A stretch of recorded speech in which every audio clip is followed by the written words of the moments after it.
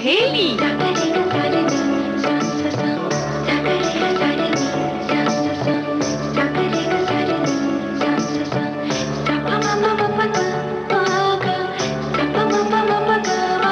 सखी सहेली।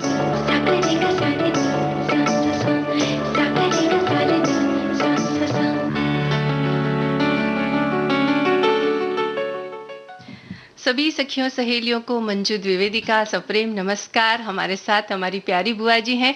बुआ जी आपको भी नमस्कार। नमस्कार नहीं बल्कि आज मुझे प्रणाम कहना पड़ेगा। हाँ, खुश रहो। शारदीय नवरात्रि की शुभकामनाएं मंजू जी। और एक शुभकामना और तुमको। हाँ बताइए। अलग से आज देखो विजुअल रेडियो में तुम पहली बार आ रही हो। हाँ। और वो भी शारदीय नवरात्र के दिन, तो बधाई बनती है ना। बिल्कुल, और आपको बहुत बहुत धन्यवाद। और हमारी बहुत सारी सखियों ने, श्रोताओं ने भी हमें नवरात्रि की बहुत सारी शुभकामनाएं लिख करके भेजी हैं, तो उन्हें भी हमारी तरफ से शुभकामनाएं और धन्यवाद भी। तो भाई यही तो हम कह रहे थे कि नवरात्रि का पहला दिन, और दोनों नवरात्र ऐसे ही मौके पर आते हैं जब संक्रमण होता है, संक्रमण काल है कहना चाहिए, ऋतुओं का संक्रमण काल, यानी बदल रहा है मौसम, तो घर में साफ सफाई रहती है तो हम स्वस्थ रहते हैं। बिल्कुल। और एक और चीज है जो हमारे लिए बहुत जरूरी है स्वस्थ रहने के लिए, जीवन को चलाने के लिए, वो है सूरज की रोशनी। जी हाँ। तो आपको पता चली गया होगा मैं किस विषय में बात कर रही हूँ। जी हाँ भाई, ये मंजू जो है ना, ये बहुत समझदार है, बड़े इशारे में बता रही है, तो हम भी समझ गए। वर्ड फेमस है कि बुआ जी भी समझ जाती है, प्यारी बुआ। इसमें कोई शक ही नहीं है बुआ जी कि हम चलेंगे आज कोणार्क का सूर्य मंदिर। जी हाँ, घूमने के लिए। जी हाँ, सूर्य का कितना महत्व है हमारे जीवन में। सूर्य जब निकलता है तो उसी से हमारा जीवन शुरू होता है। यहाँ तक कि वनस्पति, पशु पक्षी, ये सब सूरज के निकलने के साथ ही अपना जीवन शुरू करते हैं। बिल्कुल, यानी कि नई ऊर्जा का संचार हो जाता है, और रोज हम इसी से उठते ही हैं सो के। बिल्कुल। तो मातृ शक्ति को याद करने का दिन है, साथ ही आज हम सूर्य की शक्ति को याद भी कर रहे हैं, और साथ ही साथ कोणार्क का सूर्य मंदिर हम घूमने चलेंगे। और सखी विशेष के अंतर्गत देखिए संगीत का भी कितना महत्व है, वो भी कितनी शक्तिशाली चीज है। बिल्कुल है। और गजल गायकी सबके बहुत दिल के नजदीक होती है। ठुमरी गजल, और जब बात होती है तो अख्तरी बेगम की बात होती है, और उनकी बात करेंगे, बेगम अख्तर की बात करेंगे। तो सबसे पहले शारदीय नवरात्र, लेकिन नहीं, उसके संग भाई शारदीय नवरात्र है तो गरबा भी खेलेंगे, थोड़ा सा डांडिया खेलेंगे, गरबा खेलेंगे, और उसके बारे में थोड़ी चर्चा करेंगे। लेकिन हाँ, ये जो नवरात्र की बात है जो हमने कहा, ये सब इसीलिए बने हैं कि कुछ लोग उपवास रखते हैं और घर में साफ सफाई जब करते हैं तो हम बहुत हद तक बचे रहते हैं। तो ये हमारी जो परंपरा है बहुत अच्छी है। वैसे तो हमारी सारी जो परंपराएं बड़ी समृद्ध परंपराएं, और हमारे स्वास्थ्य से जुड़ी हुई है, प्रकृति से जुड़ी हुई। अब जैसे कि हम नवरात्र की ही बात करें तो ये भी तो प्रकृति से जुड़ा हुआ पर्व है। बिल्कुल। देखो ऐसे जो घट स्थापना हम करते हैं, उसमें कहते हैं ना कि पंचभूत जो है हमारे शरीर का, क्षितिजल पावक गगन समीरा, तो ये जो हमारे पूरे शरीर का है ना, क्षितिज यानी आकाश, पृथ्वी तत्व, जल तत्व, अग्नि तत्व और वायु तत्व, तो ये जो घट है वो पूरा उसका प्रतीक है। घट होता है मिट्टी का, यानी वो पृथ्वी तत्व हो गया, उसके अंदर जो पानी है वो जल तत्व, उसके बीच में जो जगह है वो वायु तत्व हो गया, उसके ऊपर हम इसीलिए अग्नि तत्व भी रखते हैं, और उससे जो ढकते हैं वो इसीलिए कि वो आकाश तत्व हो जाता है, और उसके नीचे पूरी मिट्टी रख के जो हम धान लगाते हैं वो समृद्धि का प्रतीक है। और फिर देखो विजयादशमी के दिन उसको हम लोग निकाल के, बहुत सारी जगहों पर ऐसा होता है कि भाइयों को तिलक करते हैं और उसको कान पर रखते हैं, जवारी कहते हैं जिसको। और जवारे जो होते हैं, तो ये देखिए कितनी समृद्ध परंपरा है। जवारे हमारे स्वास्थ्य के लिए कितने फायदेमंद है। उनका रस पीने से शरीर का शुद्धिकरण होता है, और अगर कोई बीमारी छोटी मोटी है तो उसका भी निष्कासन होता है उससे। बिल्कुल। तो देखिए ये है हमारी समृद्ध विरासत, हमारी परंपरा। और 9 दिन हम अलग अलग देवी की उपासना करते हैं, है ना। और देवी के जो अलग अलग रूप है, ये जो है एक अलग इसकी कहानी है। हर दिन हर अलग देवी की होती है। जैसे प्रथमम शैलपुत्री च, द्वितीयम ब्रह्मचारिणी, ऐसे ही 9 दुर्गा का नाम है, और अलग अलग दिन। बहुत सारे शहरों में ऐसा है कि अलग अलग इनके मंदिर हैं, और लोग अलग अलग दिन, उस दिन जिन निर्धारित होता है उस दिन वहां दर्शन करने जाते हैं। तो एक कहना चाहिए जो मंदिर बने हैं, जो स्थान है, उनमें घूम आते हैं, है ना। और आज पहला दिन है तो आज देवी दुर्गा के शैलपुत्री रूप की पूजा की जाती है, जो कि दृढ़ता का प्रतीक है जी। और हमें ये सिखाता है कि प्रत्येक महिला को अपना जीवन बेहतर बनाने के लिए दृढ़ बनना होगा, है ना। यानी हमें अपना जीवन बेहतर बनाने के लिए खुद ही प्रयास करना पड़ता है बुआ जी। ऐसा नहीं कि कोई और हमारी मदद करने आएगा। जब तक हम खुद अडिग नहीं रहेंगे तब तक कोई दूसरा हमारी क्या मदद करेगा। अडिग, बिल्कुल सही तुमने कहा मदद वाली बात पर, कि आपको अगर कोई दिक्कत है तो उसके लिए बीड़ा आप स्वयं उठाएं। बाकी चीजों में अडिग वाला वो मतलब नहीं कि आप जिद्दी हो जाए, है ना। ये अडिग कि अगर आपने कोई निर्णय लिया है या जो आपके हित में है या परिवार के हित में है, तो उस पर आप एकदम दृढ़ प्रतिज्ञ रहें, और ऐसा नहीं कि छोटी छोटी परेशानी आए तो आप हिल जाएं। और उसके साथ साथ अपनी सुरक्षा के लिए, अपने मन का काम करने के लिए किसी और का मुंह ताके, है कि नहीं। इसीलिए तो देखिए मातृशक्ति का ये पर्व हम इसीलिए बनाते हैं कि स्त्रियों को अपनी शक्ति के बारे में ज्ञान हो कि भाई हम अबला नहीं है, कमजोर नहीं है, बल्कि हम भी शक्तिशाली हैं और हमें अपने जीवन को बेहतर बनाने के लिए खुद ही कुछ करना होगा। और भाई देखो, यही तो हम कह रहे हैं कि केवल 9 स्वरूप क्यों, अगर माँ को हम देखें, अपनी माँ को, तो 9 क्या कितने उनके अंदर स्वरूप है कि गिनते ही रह जाइए आप। बिल्कुल, है ना, बहुत सारे हैं। और शारदीय नवरात्र को वैसे तो पूरे देश में धूमधाम से मनाया जाता है, लेकिन अगर हम गुजरात और पश्चिम बंगाल की बात करें तो वहाँ ये विशेष रूप से मनाया जाता है, खास तरीकों से मनाया जाता है। और 9 दिनों तक उत्सव का माहौल अब बना रहेगा, चूंकि आज से शुरुआत हो चुकी है। और शक्ति और भक्ति के इस उत्सव में हम भी शामिल होते हैं और याद करते हैं उस आदि शक्ति को और नमन करते हैं स्त्री शक्ति के महत्व को नमन करते हैं। लेकिन उससे पहले थोड़ी सी जो हम बात कर रहे थे ना, कि अगर हम देखें माँ के स्वरूप की बात, तो माँ जो है वो माँ बनती है तो अपने बेटी जो है, बच्ची जो गोद में खेलती है या मतलब वात्सल्य से भरी होती है, वहीं एक बहन के रूप में भी पूरा अपना जो कर्तव्य है वो निभाती है। वहीं जो है कि उसका जब पत्नी के रूप में आती है तो अपना सर्वस्व निछावर कर देती है अपने जीवन साथी के लिए। तो ये जो है ना, उसके जो अलग अलग स्वरूप हैं। और अब तो यूं कहना चाहिए कि बस हर जगह अंतरिक्ष हो, पाताल हो, है ना, बिल्कुल, महिलाओं तो हर जगह अपना बताया है कि हम हैं। और मतलब ये जो 9 रूपों की हम बात कर रहे हैं, तो ये 9 रूप अगर हमें देखने हैं तो हम अपने घर में ही देख सकते हैं। हाँ, देखना ही चाहिए, देखना चाहिए। हाँ, बिल्कुल देखना चाहिए। वही स्त्री का सबसे सच्चा सम्मान होगा। बिल्कुल। जय माता दुर्गा की जय। जय जयकार करो माता की, आओ शरण भवानी की। एक बार फिर प्रेम से बोलो जय दुर्गा महारानी की, जय दुर्गा महारानी की। पहली देवी शैलपुत्री हैं, किए बैल की असवारी। अर्धचंद्र माथे पर सोहे, सुंदर रूप मनोहारी, सुंदर रूप मनोहारी। लिए कमंडल फूल कमल के और रुद्राक्षों की माला। हुई दूसरी ब्रह्मचारिणी, करें जगत में उजियाला, करें जगत में उजियाला। पूर्ण चंद्रमासी निर्मल है, देवी चंद्र घंटा माता। इनके सुमिरन से निर्बल भी बैरी पर है जय पाता, बैरी पर है जय पाता। जय जयकार करो माता की, आओ शरण भवानी की। एक बार फिर प्रेम से बोलो जय दुर्गा महारानी की, जय दुर्गा महारानी की। चौथी देवी कुष्मांडा है, इनकी लीला है न्यारी। अमृत भरा कलश है कर में, किए बाघ की असवारी, किए बाघ की असवारी। कर में कमल सिंह पर आसन, सबका शुभ करने वाली। मंगलमयी स्कंद माता है, जग का दुख हरने वाली, जग का दुख हरने वाली। मुनि कात्यायन की ये कन्या है, सबकी कात्यायनी माँ। दानवता की शत्रु और मानवता की सुखदायिनी माँ, मानवता की सुखदायिनी माँ। जय जयकार करो माता की, आओ शरण भवानी की। एक बार फिर प्रेम से बोलो जय दुर्गा महारानी की, जय दुर्गा महारानी की। यही काल रात्रि देवी है, महाप्रलय ढाने वाली। सब प्राणी के खाने वाले, काल को भी खाने वाली, काल को भी खाने वाली।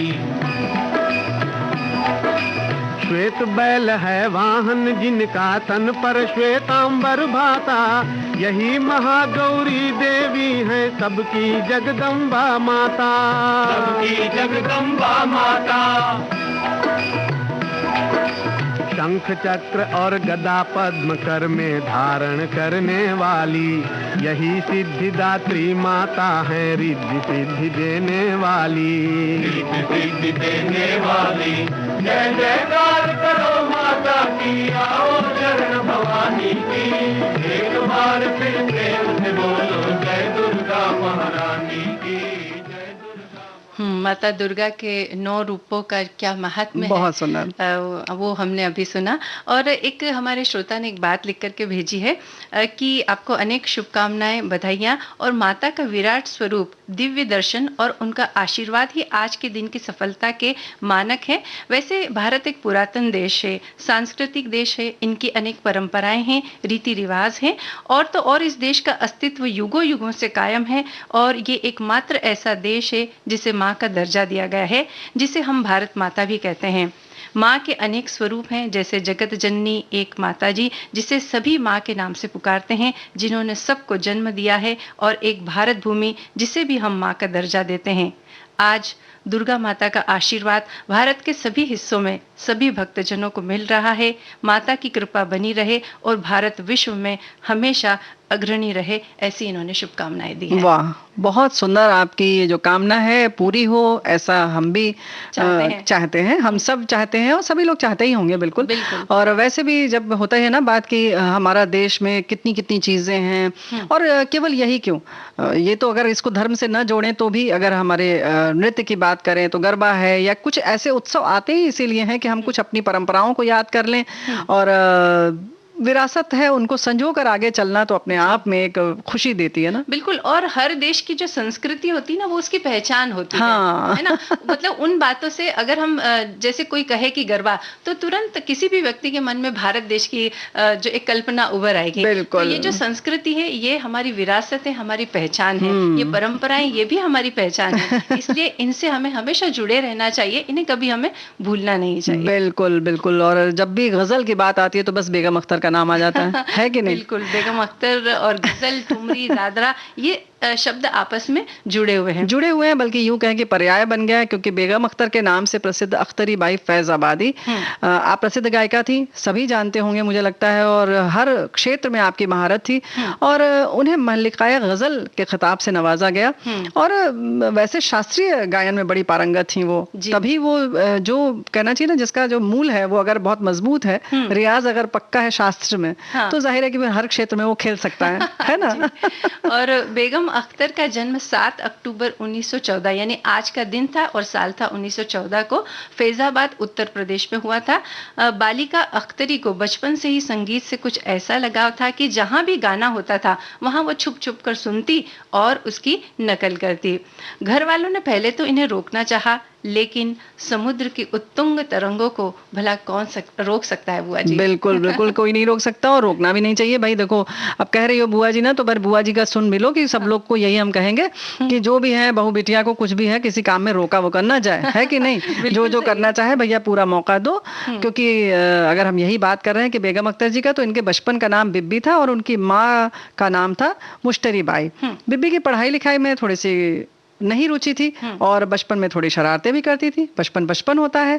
और उसके बाद भी जो मामूली पढ़ाई कर पाई, उससे उर्दू शायरी की उन्हें बहुत अच्छी जानकारी हो गई। कहते हैं कि उन्होंने शायरी को जिया एक तरह से, है ना? बिल्कुल जिया। और 7 साल की उम्र में उन्होंने गाना शुरू कर दिया था, लेकिन उनकी माँ मुश्तरी बाई इसके लिए राजी नहीं हुई। वो चाहती थी कि अभी इतनी छोटी उम्र में वो गाना ना गाए। लेकिन इसके बाद उनकी तालीम का सफर शुरू हुआ। उन्होंने कई उस्तादों से संगीत की शिक्षा ली, लेकिन ये सफर उनके लिए कतई आसान बिल्कुल नहीं था, क्योंकि बहुत ज्यादा उनको तकलीफें हुई। 13 वर्ष की उम्र में ही आपको अख्तरी बाई के नाम से जाना जाने लगा। और इस समय उनके साथ एक हादसा हुआ जिससे वो अंदर तक हिल गई और बहुत गमजदा रहने लगी। लेकिन फिर उन्होंने अपने आप को संभाला, और ऐसा नहीं कि सिर्फ इसी समय ये किसी परेशानी से गुजरी, बाद में भी इनके संग बहुत सारी दिक्कतें आई, लेकिन उससे उबरती रहीं। और आगे हम बात करते हुए बताएंगे कि किस तरह से उन्होंने खुद बताया कि हमें अपनी परेशानियों से सबक लेना चाहिए, नहीं कि हमें उसी में डूबे रहें। और संगीत से उन्हें इतना लगाव था कि ये जो सारी परेशानियां हैं, ये उनके सामने छोटी नजर आने लगी, और एक के बाद एक इन परेशानियों का सामना करते हुए, संगीत को आत्मसात करते हुए वो आगे बढ़ती रही। ये उनकी खासियत रही है। और 15 वर्ष की उम्र में अख्तरी बाई फैजाबादी के नाम से पहली बार वो मंच पर उतरी। उनकी आवाज में जिंदगी के सारे दर्द साफ झलकते थे। और ये कार्यक्रम बिहार के भूकंप पीड़ितों के लिए चंदा इकट्ठा करने के लिए कोलकाता में हुआ था। जी हाँ, और इसके बाद इनका नाम ऐसा रोशन हो गया, और क्योंकि वहाँ पर भारत कोकिला सरोजिनी नायडू ने भी इनको सुना, बहुत प्रभावित हुई, उन्हें आशीर्वाद दिया और धीरे धीरे इनकी शोहरत बढ़ती गई और अख्तरी बाई के बहुत सारे प्रशंसक हो गए। तो हम भी यहाँ उनकी गाई एक गजल सुन लें। बिल्कुल।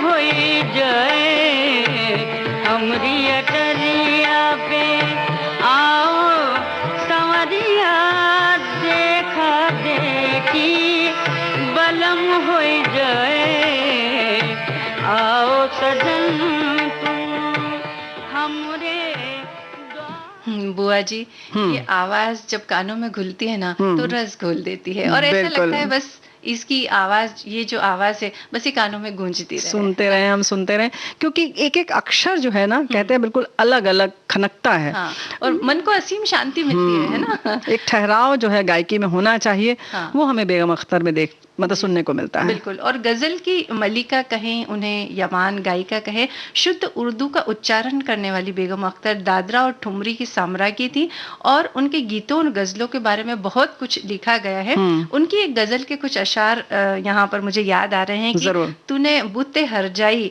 कुछ ऐसी अदा पाई, तकता है तेरी ओर हर एक तमाशाई। क्या बात है, क्या बात है।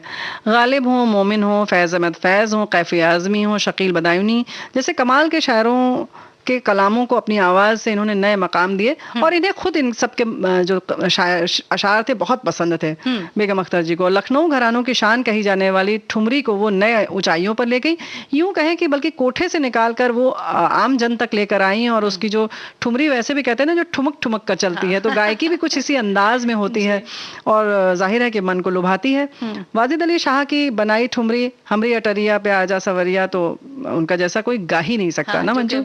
सुना बिल्कुल। और बेगम अख्तर की एक गजल है, दीवाना बनाना है तो दीवाना बना दे वरना कहीं तकदीर तमाशा न बना दे।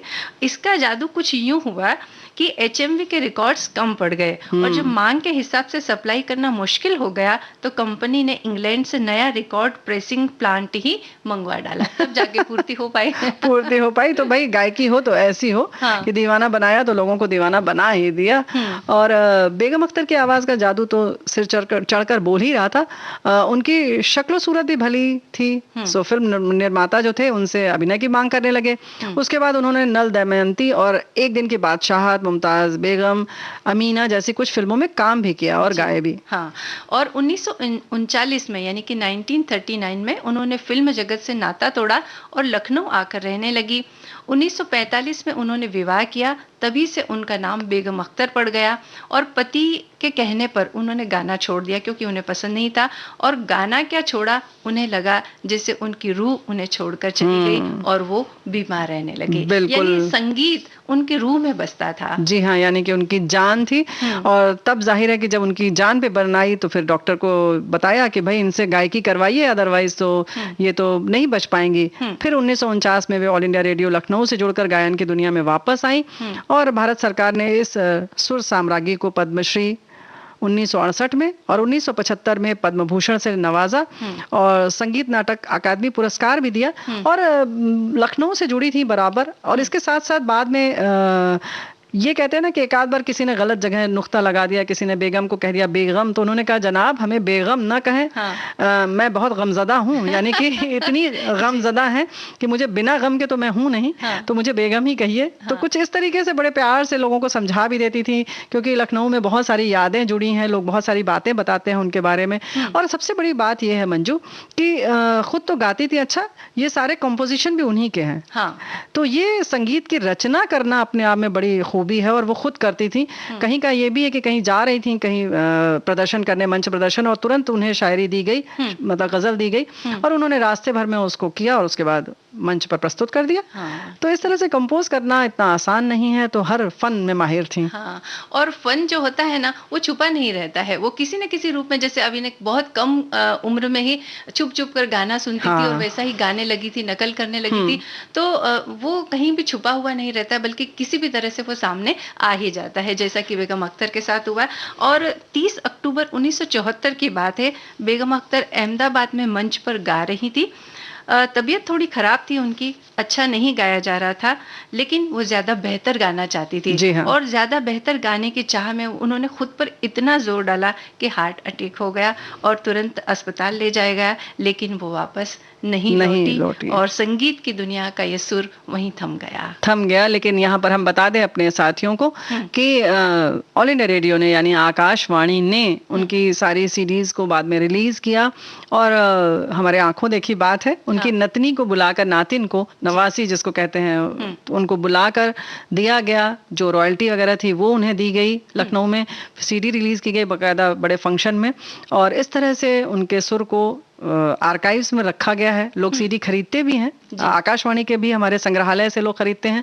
तो इस तरह से हमारे पास बहुत हम भी समृद्ध हैं इस मामले में कि बेगम अख्तर की बहुत सारी यादें हैं और बहुत सारे उनके गाए हुए जो भी गीत हैं, गजल हैं, ठुमरी है, दादरा है, सब कुछ हमारे पास है। तो हम एक अभी फिर से सुन लेते हैं। बिल्कुल, एक गायन से तो हमारा मन नहीं भरा है। वो जो हम में तुम में करार था, तुम्हें याद हो के ना याद हो, वो जो हम में तुम में करार था, तुम्हें याद हो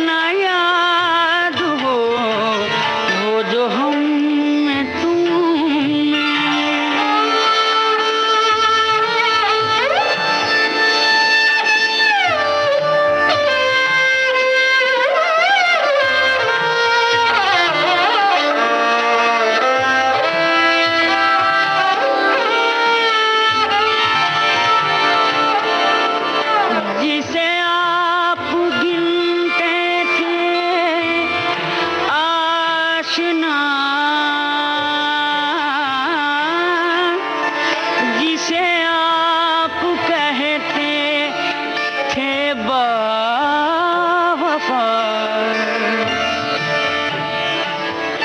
जिसे आप गिनते थे आशना, जिसे आप कहते थे बावफा, मैं वही हूँ मोमिने मुब्तला, तुम्हें याद हो के न याद हो, मैं वही हूँ मोमिने मुब्तला, तुम्हें याद हो के न याद हो, वो जो हम में तुम में करार था, तुम्हें याद हो के न याद हो, वो जो हम में तुम में। बुआ जी, हमने तो अपनी तरफ से काफी कुछ कहा बेगम अख्तर के बारे में, लेकिन हमारे श्रोता भी कुछ कह रहे हैं। क्या? और बड़ी अच्छी बात इन्होंने लिखी है कि बेगम अख्तर जी की ये ठुमरी सुना के आपने हमें अपना कर्जदार कर दिया। ओहो। और बहुत ही मधुर आवाज की मलिका थी वो, और इसका न्यू वर्जन तो मैंने सुना था, लेकिन जो सही इसका वर्जन है वो आपने हमें सुना कर जो है अपना कर्जदार किया है। आपको बहुत बहुत शुक्रिया। भाई आपने सुना, आपको अच्छा लगा, तो बस ये कर्जदार तो दोस्ती में नहीं चलता ना, हाँ। है कि नहीं? कोई आवश्यकता और नहीं धन्यवाद की या फिर बस, और उस पर से तो आज हम बुआ बन हैं, बैठे हैं, तो फिर तो बड़े लोग का तो काम है देते रहना। भाई पहले हमने दादरा सुना, अब हमने ठुमरी सुनी, तो फिर मजा तो आ गया, लेकिन अभी घूमने भी चलना है ना। बिल्कुल घूमने चलना है, और एक ऐसी जगह हम चलेंगे जो थोड़ी दूर तो है हमारे यहाँ से, लेकिन जब वहां जाएंगे आप तो आपको पता चलेगा कि वो कितना अच्छा सुंदर एक मंदिर है और सूर्य देवता को समर्पित है वो।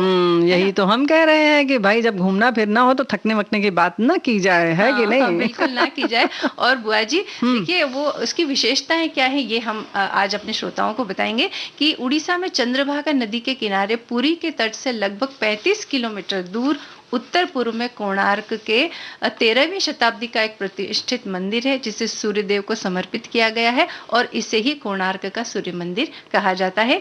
और ये मंदिर भारत के सबसे प्रसिद्ध स्थलों में से है, और इसे यूनेस्को द्वारा सन 1984 में विश्व धरोहर स्थल घोषित किया गया है। तो समझ लें कि कितनी बड़ी धरोहर हमारे पास है, और वाकई इतना विशाल है, वृहद है कि देखकर मजा आ जाता है। कलिंग शैली में निर्मित इस मंदिर में सूर्य देव को रथ के रूप में विराजमान किया गया है, और पत्थर को उत्कीर्ण नक्काशी के साथ उकेरा गया है बहुत सुंदर तरीके से। संपूर्ण मंदिर स्थल को 12 जोड़ी चक्रों के साथ 7 घोड़ों से खींचते हुए बनाया गया है, जिसमें सूर्य देव को विराजमान दिखाया गया है। कितनी भव्यता दिखाई गई है कि 7 घोड़ों से बना हुआ एक रथ है, और वो घोड़े रथ खींच रहे हैं, और उसमें सूर्य देव विराजमान, वो भी पत्थर के समूह, वो भी पत्थर की नक्काशी करते हुए, है ना। लेकिन वर्तमान में 7 घोड़ों में से केवल एक ही घोड़ा बचा हुआ है, बाकी नष्ट हो गए हैं। और मंदिर के आधार को सुंदरता प्रदान करते 12 चक्र साल के 12 महीनों को परिभाषित करते हैं, और प्रत्येक चक्र 8 अरों से मिलकर बना है, जो अर दिन के 8 प्रहरों को दर्शाते हैं। यहाँ पर स्थानीय लोग सूर्य भगवान को बिरंची नारायण कहकर पुकारते हैं। मुख्य मंदिर 3 मंडपों में बना है, इनमें 2 मंडप ढह चुके हैं। मंदिर में सूर्य भगवान की 3 प्रतिमाएं हैं। पहली बाल्यावस्था की, उसमें उदित होते सूर्य हैं, 8 फीट की है। दूसरी युवावस्था की, जिसमें मध्यांतर के सूर्य को बताया गया है, जो है 9.5 फीट। और तीसरी है प्रौढ़ावस्था, जिसमें शाम के समय के सूर्य को दर्शाया गया है, और इसकी ऊंचाई 3.5 फीट है। जी। और मंदिर के प्रवेश पर 2 सिंह हाथियों पर आक्रामक होते हुए रक्षा में तत्पर दिखाए गए हैं। दोनों हाथी एक एक मानव के ऊपर स्थापित है, और ये प्रतिमा एक ही पत्थर की बनी है। ये 28 टन की, 8.4 फीट लंबी, 4.9 फीट चौड़ी और 9.2 फीट ऊंची है। और मंदिर के दक्षिणी भाग में 2 सुसज्जित घोड़े बनाए गए हैं। ये सुसज्जित घोड़े 10 फीट लंबे और 7 फीट चौड़े हैं। ये मंदिर सूर्य भगवान की भव्य यात्रा को दिखाता है और इसके प्रवेश द्वार पर ही नर मंदिर है। पूरे मंदिर में जहां तहां फूल बेल और ज्यामितीय नमूनों की नक्काशी की गई है और इसके साथ ही मानव, देव, गंधर्व और किन्नर आदि की आकृतियां भी दिखाई गई हैं। जी, और 13वीं सदी का मुख्य सूर्य मंदिर एक विशाल रथ के रूप में बना है जिसके 12 जोड़ी सुसज्जित पहिए हैं और यहाँ के स्थापत्य अनुपात दोषों से रहित हैं और आयाम आश्चर्यचकित करने वाले हैं। ये बिल्कुल बहुत खास खासियत बात है कि कोई भी दोष उसमें आपको नजर नहीं आएगा और यहाँ की स्थापत्य कला, वैभव और मानवीय निष्ठा का सौहार्दपूर्ण संगम है। जी हाँ, मंदिर की प्रत्येक इंच जगह अद्वितीय सुंदरता और शोभायमान शिल्पकृतियों से परिपूर्ण है और इसके विषय भी बहुत मोहक हैं, जो सहस्त्रों शिल्प आकृतियों, भगवान, देवता, गंधर्व, मानव, वाद्यकों, प्रेमी युगल, दरबार की छवियों, शिकार और युद्ध के बहुत सारे चित्र यहाँ पर बने हुए हैं। हाँ, बहुत सुंदर लगता है। और कोणार्क शब्द कोण और अर्क इन दो शब्दों के मेल से बना है। तो अर्क का जो अर्थ होता है वो होता है सूर्य और जबकि कोण से अभिप्राय है कोने या किनारा, ऐसा कुछ रहा होगा उस समय। सूर्य मंदिर का निर्माण लाल रंग के बलुआ पत्थरों और काले ग्रेनाइट के पत्थरों से हुआ है और इसे 1236 से 1264 ईसा पूर्व गंग वंश के तत्कालीन सामंत राजा नरसिंह देव द्वारा बनवाया गया था। पहले के समय में उड़ीसा को कलिंग नाम से जाना जाता था। इसका इतिहास सम्राट अशोक से भी जुड़ा हुआ है। आप सब जानते हैं कलिंग और अशोक की जो युद्ध की बात है। हाँ। तो जब भी समय मिले सूर्य मंदिर देखने आए और प्राचीन इतिहास की कुछ और जानकारियां आप जरूर यहाँ से पाएंगे। कोणार्क के कुछ और दर्शनीय स्थल भी हैं। कोणार्क संग्रहालय, कोणार्क बीच, रामचंडी मंदिर, चंद्रभागा बीच, बलूचंद कोणार्क वन्यजीव अभयारण्य, नवग्रह श्राइन और कोणार्क अर्बन हाट भी है यहाँ पर। और यहाँ पर अभी इसमें जो है ना कुछ सुधार कार्य भी हो रहा है, तो इसको संरक्षित करने का भी पूरा प्रयास किया गया है। क्योंकि जब हम लोग गए जब देखा तो वहाँ पर अभी बांस बल्लियां ये सब लगा कर कहीं ना कहीं से उनको पूरी तरह से फिर से उसी स्वरूप में लाने का प्रयास किया जा रहा है। उसमें कुछ भी नया नहीं कर रहे, लेकिन जितना है उसको और से बचाने की कोशिश चल रही है। जी। और कैसे पहुंचे वहां पर ये भी हम ये बताओ। बिल्कुल बहुत जरूरी है। अगर आप वायु मार्ग से कोणार्क जाना चाहते हैं तो यहाँ का सबसे नजदीकी airport Biju Patnaik international airport Bhubaneswar है और यहाँ से कोणार्क की दूरी लगभग 65 किलोमीटर है, जिसके लिए आप टैक्सी किराए पर ले सकते हैं, आप अपनी गाड़ी से, या फिर बसें भी चलती हैं बिल्कुल उससे भी जा सकते हैं। और रेल मार्ग से अगर जाना हो मंजू तो 2 विकल्प हैं। एक तो आप भुवनेश्वर रेलवे स्टेशन से कोणार्क जा सकते हैं और दूसरा पुरी रेलवे स्टेशन है, वहां से भी आप जा सकते हैं। वहां से दूरी 33 किलोमीटर है लगभग। और अगर सड़क मार्ग से जाते हैं तो ये सभी शहरों से अच्छी तरह जुड़ा हुआ है। भुवनेश्वर व पुरी से राज्य निगम की बसें और टैक्सी आप ले सकते हैं, सब उपलब्ध है, तो किसी भी तरीके से आप जा सकते हैं। और जाएं तो मौसम का थोड़ा खास ख्याल रखें, जैसे कि अक्टूबर से मार्च तक का जो समय है वो इस समय वातावरण बहुत अच्छा रहता है। तो यानी अक्टूबर तो शुरू हो ही चुका है और मार्च तक आप जा सकते हैं। तो क्या होता है ना, यानी कि योजना बना लें। हाँ, योजना बना लें और मौसम अच्छा रहता है तो घूमने में भी मजा आता है। और मौसम अगर हमें परेशान करे तो घूमने का मजा हमारे लिए थोड़ा सा किरकिरा हो जाता है ना? किरकिरा हो जाता है। लेकिन फिलहाल हम मजा और बढ़ा लेते हैं अपना गीत सुनकर। जी।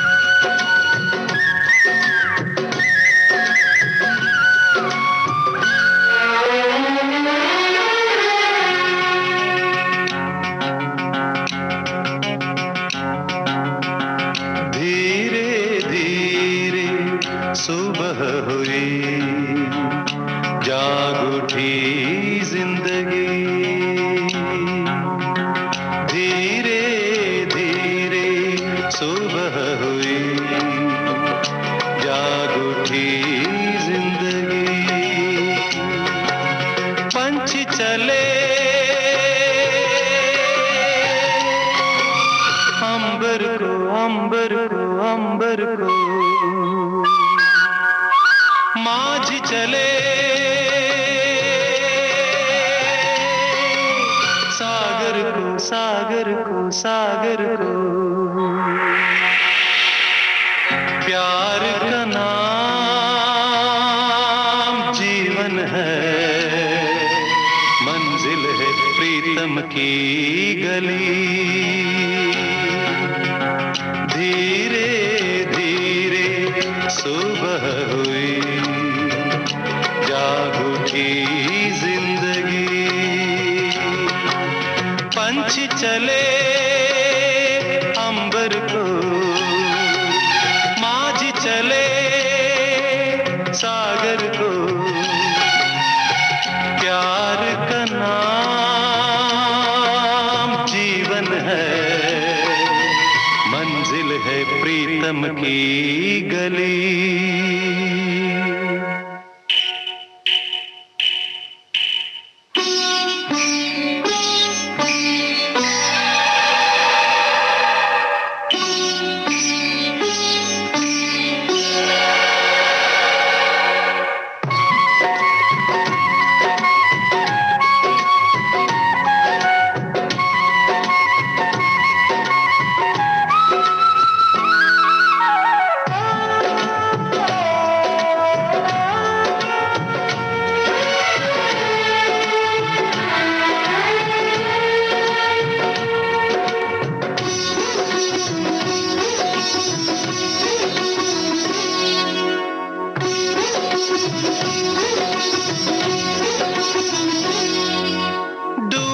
सूरज फिर निकला, सारे जहां को नूर मिला।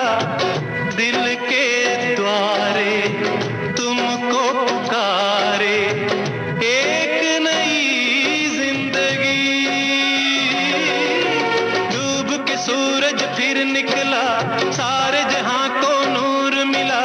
दिल के द्वारे तुमको पुकारे एक नई जिंदगी। प्यार का नाम जीवन है, मंजिल है प्रीतम की गली। धीरे धीरे सुबह हुई, जाग उठी जिंदगी।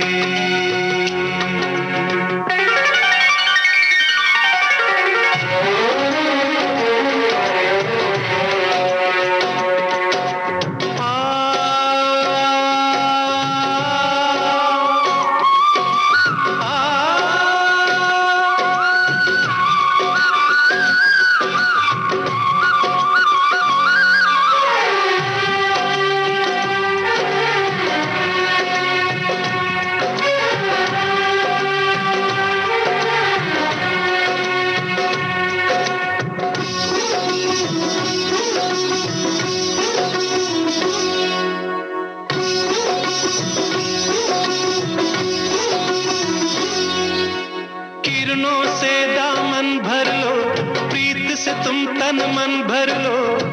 जिसमें जितनी प्यास जगी, उतनी ही प्रीत मिली। किरणों से दामन भर लो, प्रीत से तुम तन मन भर लो। जिसमें जितनी प्यास जगी, उतनी ही प्रीत मिली।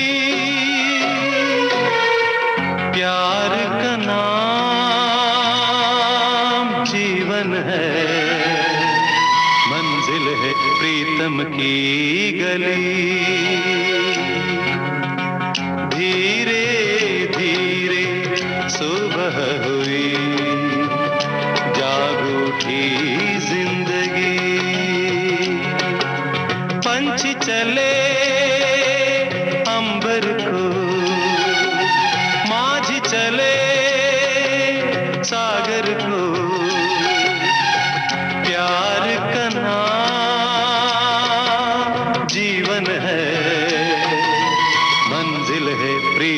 की गली।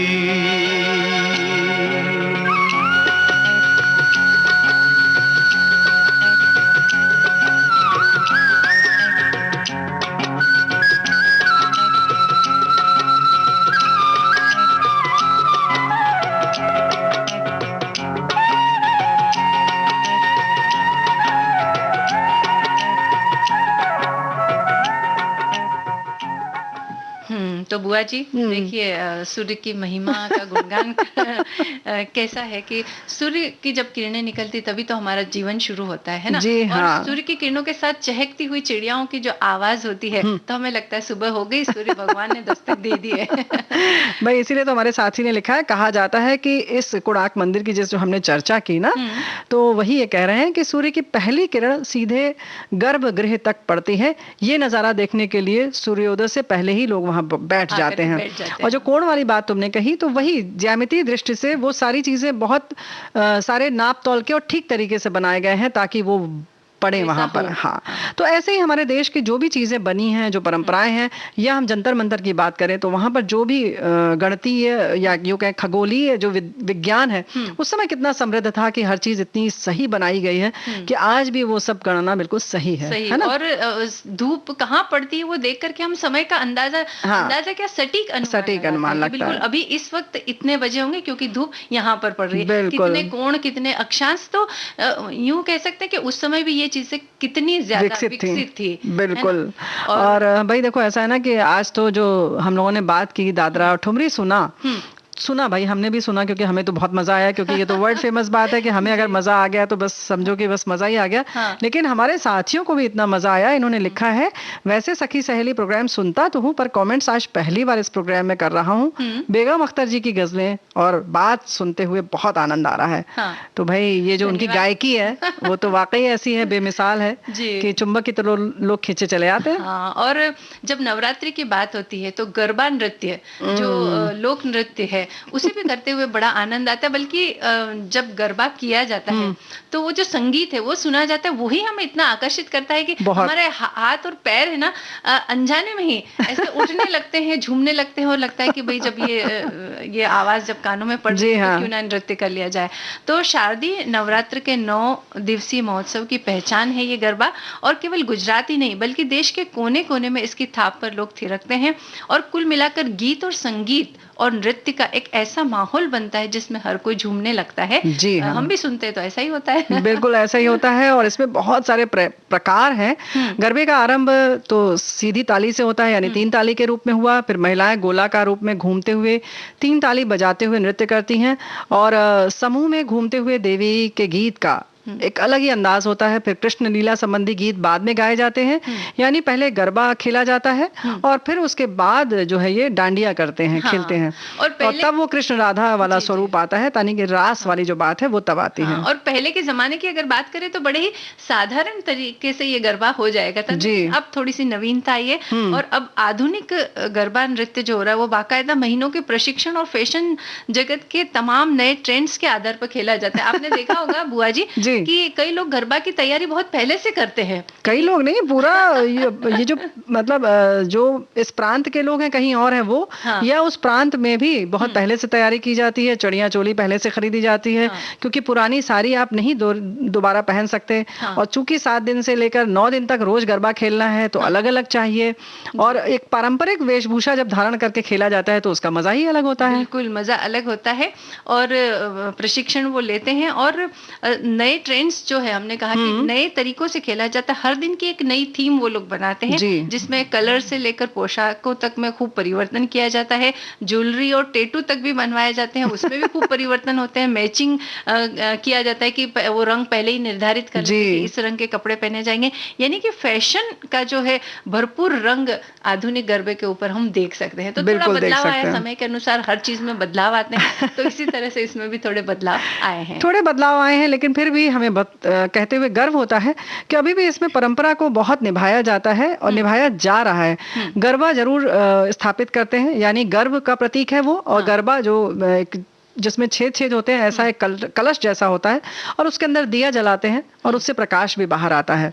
तो एक तरह से वो गर्भ का भी है और उसको गर्भो कहा जाता है, और उसको बीच में स्थापित करते हैं और तभी चारों तरफ नृत्य करते हैं। हाँ। अभी भी उसमें लेकिन वो भक्ति भाव, शक्ति के प्रति जो समर्पण है और भाव है जो भक्ति वाला, वो अभी भी दिखता है। इसीलिए वो जो लास्य है जो नृत्य का, वो अलग आनंद अलग ही दिखाई देता है वहां पर। बिल्कुल, यानी तरीकों में चाहे बदलाव आ जाए, लेकिन उसके मर्म को अगर समझे तो उसमें है कि आस्था, कि देवी दुर्गा के प्रति हमारी जो आस्था है वो बरकरार रहे। लेकिन चूंकि अभी समय कुछ ऐसा चल रहा है कि थोड़ा सा हमें कोरोना प्रोटोकॉल का ख्याल रखना है, तो आप उत्सव का आनंद ले, त्योहार का आनंद ले, लेकिन थोड़ी सी सावधानी भी आप जरूर बरतें और उन सावधानियों के साथ इस गरबे का और त्योहार का आनंद लें। बिल्कुल, ये बात बिल्कुल सही है।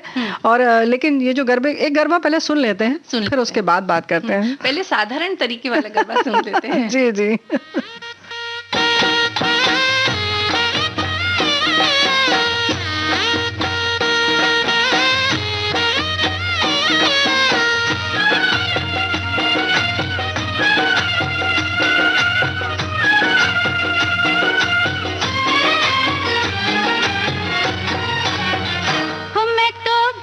चली बाबुल का देश, पिया का घर प्यारा लगे, हमें तो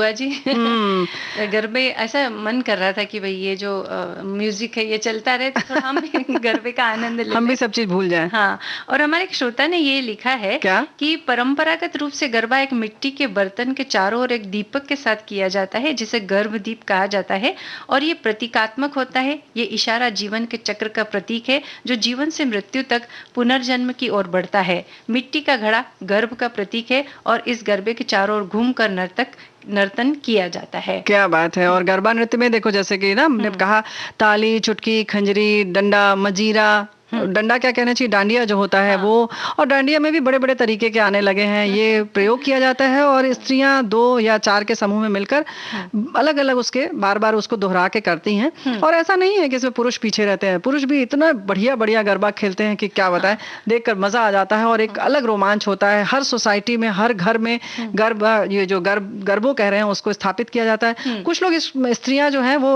संकल्प लेती हैं, उसको सिर पर लेकर जब तक गरबा खेलती है तब तक उसको सर पर रखती हैं और बड़ा मतलब बड़े मनोयोग से उसको करती हैं। बड़ा सुंदर दृश्य होता है ये। लेकिन और जो हमने कहा कि आधुनिकीकरण हुआ तो पहले डांडिया एक साधारण डांडिया से खेला जाता, लेकिन अभी आपने देखा होगा बुआ जी कि डांडिया को भी बहुत अच्छी तरह से सजाया जाता है। बहुत सुंदर। तो कुल मिला के ये है कि आधुनिकीकरण का प्रभाव हर चीज पर दिखता है और थोड़ा बदलाव होते भी रहना चाहिए, मजा बिल्कुल होता रहना चाहिए, लेकिन समय के साथ हमें भी आगे बढ़ते रहना चाहिए और विदा लेना चाहिए। बिल्कुल विदा लेना चाहिए। तो अब आज का कार्यक्रम समाप्त करने की इजाजत दीजिए। आप सभी को मंजू द्विवेदी और प्यारी बुआ का नमस्कार।